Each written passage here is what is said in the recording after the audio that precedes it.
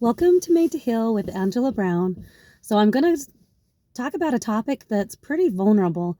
Not a lot of people share their stuff that they've had to deal with, and I'm going to get pretty open and vulnerable about a particular struggle, and it's marriage. So, I will get into that here in a sec. Before I get into that, I want you to check out the link in the comments below. It's to my new book, You Are Made to Heal Spiritually, Emotionally, Mentally, and Physically. We are all made to heal spiritually, emotionally, mentally, and physically. I didn't think it was a possibility for me. I had struggled with depression and suicidal thoughts for 30 plus years. I was not in a good spot. I not only did I deal with that, but I struggled with anger. I struggled with resentment. I struggled with the I'll be happy if, I'll be happy when. And I struggled with the just childhood trauma that I didn't know how to move past in a healthy manner. I was just had all sorts of emotions that were bottled up and trapped, and I wasn't able to express them. So hard. And you know what? That affects your health. It really affects your physical health when we have trapped stuff going on inside. So I hit rock bottom in the fall of 2015, and I just called out on Christ and I said, I need help. And it took several times. And it's like a miracle. It's been a gift. The depression and suicidal thoughts were taken from me. I didn't think I would ever go through life without having that be a problem. And I've gone on 9 years of not having any of that. And God and Christ have led me on a journey that's completely natural, holistic, and doable for everyone that has the desire to heal. And so check out my book. I share my experience and all the tools that I have done the past 9 years that have helped me. So do that. Okay, so my topic is marriage. And you know what? If you happen to be one of those people where your marriage has been bliss from day one and you've been married for 20 plus years, I am so happy for you. You have an amazing relationship, but not everybody is blessed with ease in that department. So I just want to give you a backstory. When my husband and I got married, I was 5 years younger than him, but I am 5 years younger than him. And so I just got married young, and we started a family young too. And I just wasn't in a healthy mindset, nor was he. Okay, we both brought our stuff from childhood that we hadn't resolved, and it was like we were playing it all out in our marriage, and just took it from one home and took it to our home that we had created. And it was a rough go. We struggled in our marriage for 20 years. 20 years. We've just hit our 28-year mark. But 20 years was quite the struggle. And you know what? It didn't have to be that way. But that's something that we chose. And I want to get real vulnerable because this is something that I don't talk about to a lot of people. And it's something that the world advertises so easy and so good, right? Makes it look really, really tempting to do. But the world makes divorce so easy. Like, it's easy to just go get a divorce. It's like changing out a set of bed sheets. You don't like them, they don't feel comfortable. We're switching it out, taking them back, getting some new ones, right? That's how I feel like the world has treated marriage. Now, my message is not, I repeat, my message today is not for people who are in a marriage that are dealing with infidelity, and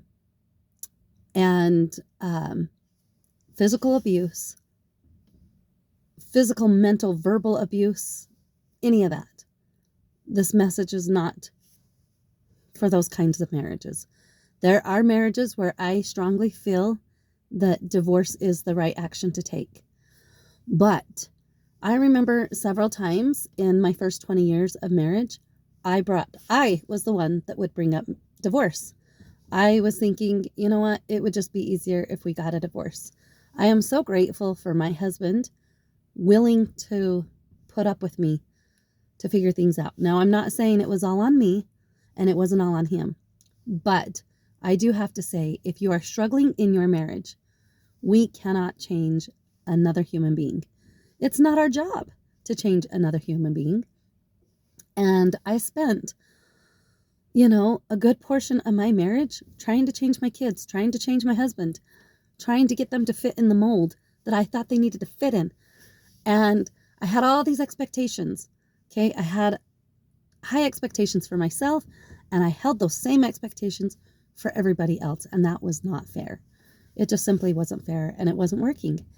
And I just would if anything happened that I couldn't handle, that was outside of my realm of thinking and doing, then I would grasp for divorce. We did deal with some hard things, okay? I'm not going to put that aside going, we dealt with some hard things. But the way I went about it, I know there's this 7-year itch that people talk about. Oh, you're coming up on your 7-year itch. How's your marriage? This whole, the grass is not greener on the other side. This whole thinking, it would be so much better without this person, and I'll just find somebody else. That is probably the hardest answer. And I do believe most marriages can be saved if you're not talking infidelity issues and physical abuse and verbal abuse or whatever abuse. But I truly believe when you get two people together willing to work on things, that marriages can be a beautiful thing. When I hit rock bottom, I was in such a dark, ugly spot. I knew that I wasn't happy. And boy, if mama isn't happy, no one's happy. You've heard that saying, if mom ain't happy, nobody's happy. And I was just not happy. I was miserable at that point in my journey. And I had to do a lot of reflection, and it came down to this. So no matter what relationship you're struggling in, but I'm talking marriages right now. So focus if you are married or know of married people, send them this way to this video. But marriage is sacred. It's beautiful. And it doesn't need to be such a fight and friction going on all the time, which that's what I felt was taking place in my marriage. I was just fighting for control. And when I hit rock bottom, I had to learn to let go. I had to learn to let go and let God. That's number one. Learn how to let go and let God. In any relationship, but in your marriage, learn to let go and let God. Let go of your ideals, your way of doing things. Let go of your expectations. Let go of the hurt. Let go of all the things that you have held in your mind, because that's not forgiving somebody, right? We're commanded to forgive others. That means our spouse. So let go and forgive, okay, is the first thing, number one. Clean that slate. The next thing is, it's not our job to change somebody else. That's God's job. That is God's job, to change and work on others. But our job is to self-reflect each day and improve upon ourselves. We improve on our way of thinking. What are our thoughts? What's going in our head? Are we always wanting to quit, throw the towel in? I mean, I've been there. I was there in my marriage several different times. Like, I didn't want to try anymore. So are you invested in your marriage? Are you wanting things to work? And by dang, especially if you have kids involved and there's not a whole lot going on major, but you're just wanting to divorce because you're not emotionally connecting, or you just want a divorce because you need a change, or you just want a divorce because it's just an easy way out. I want you to think, if you ever think of divorce, I want you, and it's really no good cause, right? Just, you fell in love at one point and you can fall in love again, I promise. But it takes work, and it takes work on both sides. But here's the deal. When I decided to work on myself, my husband wasn't there. He wasn't there ready to work on himself. He wasn't ready to see his junk, his emotional baggage, his stuff that he grew up with, that he brought into our marriage. Stuff, yes, the stuff that we carry into our marriage is stuff that we brought into that marriage, right? He wasn't ready to look at it. But me, I was ready. I had hit rock bottom, and I was tired of the depression, tired of the suicidal thoughts, tired of not feeling enough, tired of feeling ugly all the time, tired of not being whole and not having a connection with God. And I knew there had to be another way. I knew there had to be another way. So I surrendered and I let go and I let God. And God led me on this path of healing me. I wasn't focused on any of my kids or my husband. I wasn't like, what can I do today to get him to see my point of view? Which I think I did that a lot in my early marriage. Let's just be honest, the first 20 years. And when I was willing to face my stuff, when I was willing to swallow my pride and go, I have an anger issue. That's number one thing, is letting go and letting God, and ownership. Take ownership. Take accountability. Name it. Call it. Name everything unhealthy you have brought to the marriage. Name it all. Write it down. And that's hard because not a lot of people are willing to look at their ugly. Not a lot of people are wanting to admit to any fault that they have created in it. It takes two. It takes two in every single relationship. And so you're going to have faults. Okay? So write them down. And don't think about your spouse. If you're just in an ugly spot right now with your spouse, don't think about their faults. Okay? I'm so mad at him I'm so mad because Don't bring their name into anything when you take ownership. Taking ownership is taking full ownership for you. For you. Everything that you have brought to the table that's unhealthy. Whether it's a bad attitude, anger, yelling, fault finding, just a complainer, somebody that maybe you have bad habits. I don't know what it is. Whatever it is, write down everything that you struggle with. And then it's time to employ the help of God. It's time to turn to God, swallow your pride, and submit yourself as a child would to a parent and say, I can't do this on my own without your help. And you go to God. And if you have something that really needs help, then seek professional help. Seek counseling. Seek whatever it takes, because marriages are worth saving. Things that are valuable in this world are getting, and I'm going to get emotional, things that are valuable in this world are getting trampled upon. I saw a movie, and I can remember the movie. And call me a prude if you want. But there were kids that were in a Ferris wheel, and they spit a loogie down on a baby, and it landed on a baby's head. And that was all funny. It was funny in the movie. And I thought, they don't even have respect for life. Kids, babies, babes, the most innocent, precious gifts that God sends to this world, in my opinion, are babies. And they can't even respect that. This world doesn't respect marriages, strong marriages founded on the principles of Christ. We need strong marriages, and we need people that are willing to face their stuff. We need people that are willing to release those emotions that are holding them back. We need people that are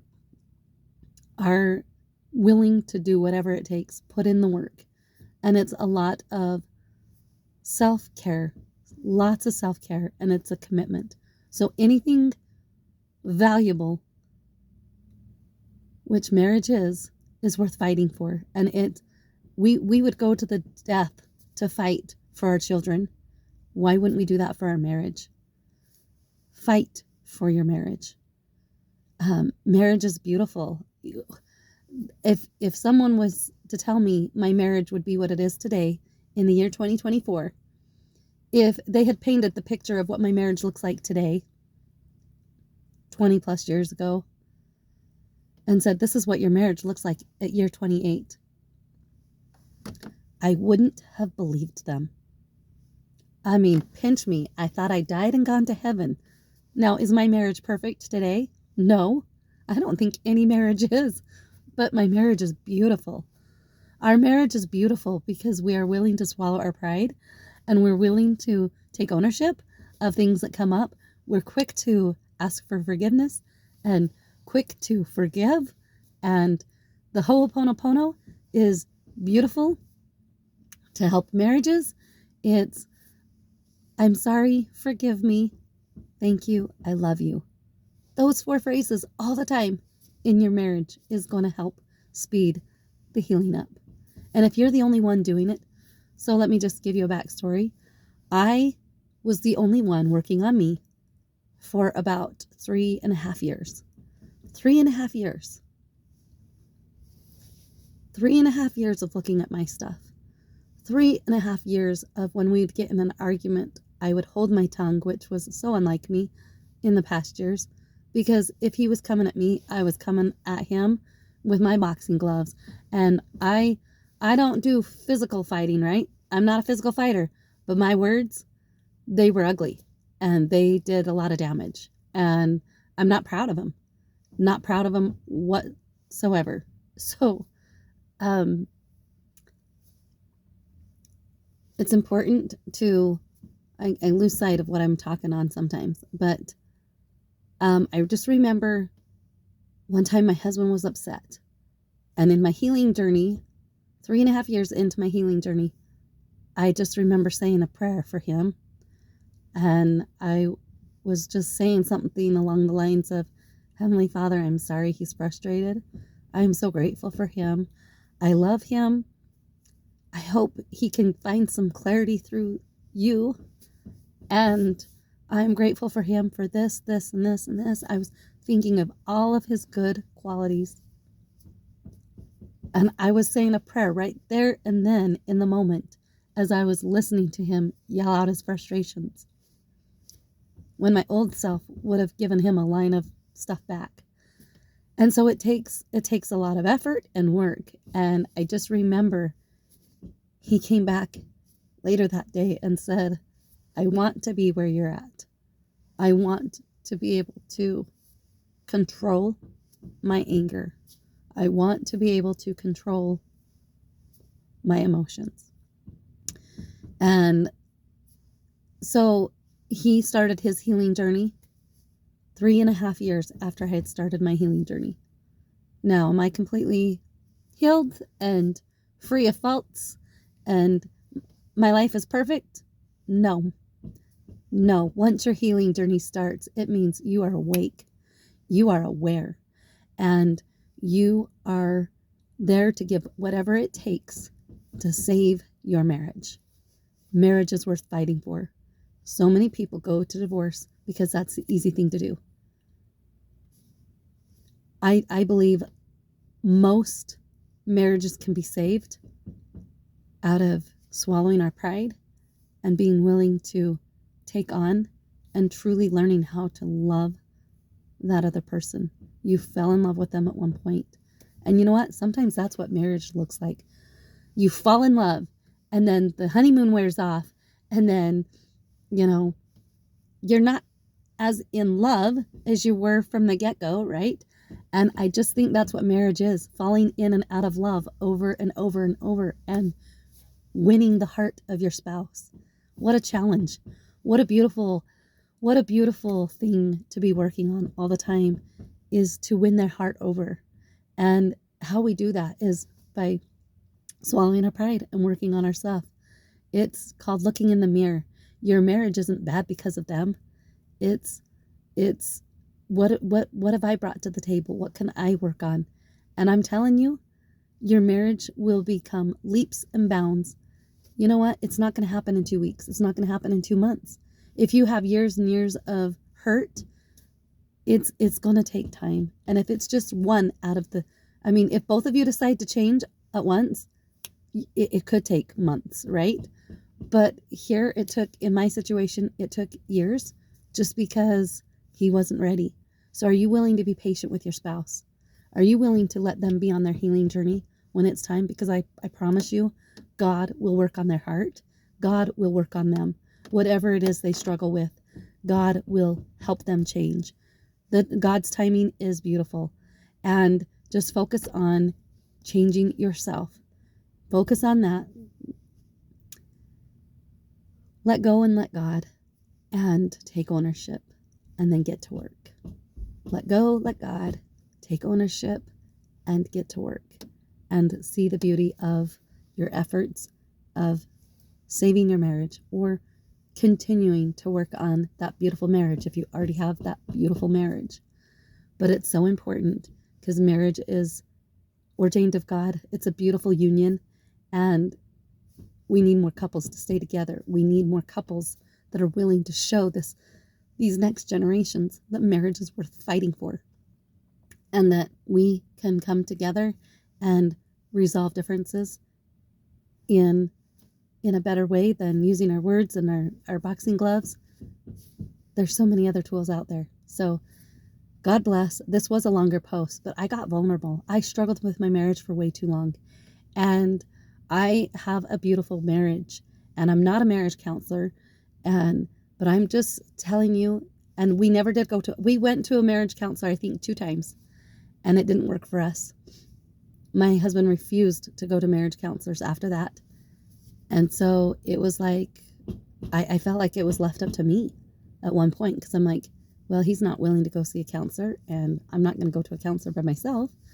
And so when I hit rock bottom, God showed me that my focus for change had to focus on myself. And so that's where God led me. And it's been a beautiful journey. When you change when you change your world, your thoughts, your actions, when you change your thoughts to more positive, those thoughts turn into words. Those words become more positive. Your actions become more positive, spiritually, emotionally, mentally, and physically. And when you're working on yourself on all of those levels, you are creating the version God created you to be and intended you to become. He wants us to wake up and come to the realization of the beautiful creations we are of His, and to act upon it. And so, God bless. Please like and subscribe to my channel, share it with others, and until next time, bye.